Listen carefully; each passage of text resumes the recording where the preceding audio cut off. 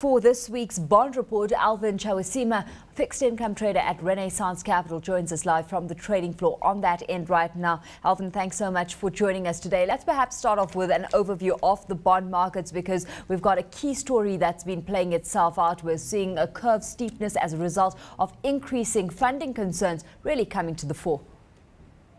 Yeah, sure. That has dominated the recent discussions, and I think we've seen the curve steepening to record levels in the last couple of weeks. Two sort of reasons have been put across, and the first one being the uncertainty that's unraveling in Europe. It's basically seen investors stay long on cash and playing in the money market space. And the second sort of reason is that growth forecasts have been revised downwards in the last couple of weeks. And what we've also been seeing is that, the revenue collections that our Treasury has been collecting are much lower. So that underperformance, has led market to expect that the funding from the government to actually increase.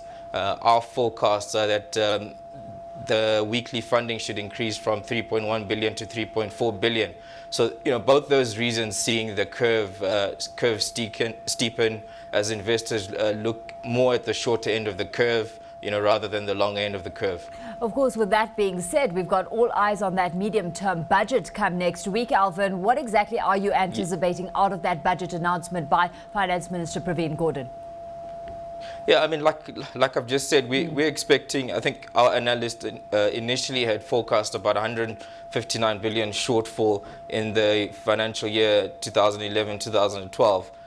We've now increased that to about 169 billion. And like I mentioned earlier, that will have an impact on their weekly funding, and we're expecting that to increase from 3.1 to 3.4 billion. So we're expecting the National Treasury to increase their funding from the local markets. Of course, you've got that growth scenario to consider on the one hand. On the other hand, you've got the inflationary scenario to take into consideration as well. There's a strong uptrend that's expected to come through on that inflation front over the next 12 months. How does that impact the playing field at this stage? No, understood. But I think, obviously the authorities have a delicate sort of balance to try and manage. But the way we see it, the underlying inflation has increased moderately, and the impact of administered prices and cost push factors at this stage look relatively small. So we expect inflation to stay within the target band, even though it is expected to play on the upper end of that target band. We expect inflation to remain within the band.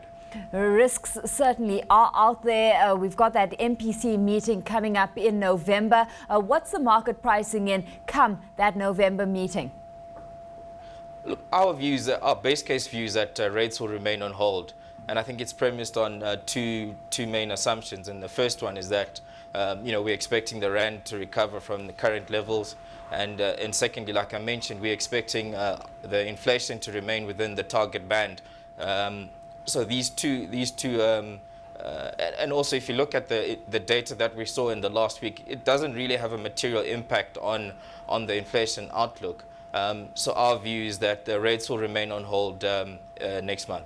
A couple of auctions are being anticipated next week, Alvin. Let's run through some of what you're expecting there on the issuance front. Yeah, look, investors come to the market looking to raise just over 1.5 billion. Nedbank are also coming in with an auction looking to raise 1 billion.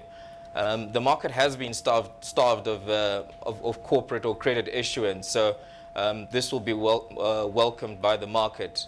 All eyes will remain on the developments in Europe in the coming week. Obviously, we've got these meetings and this coming weekend.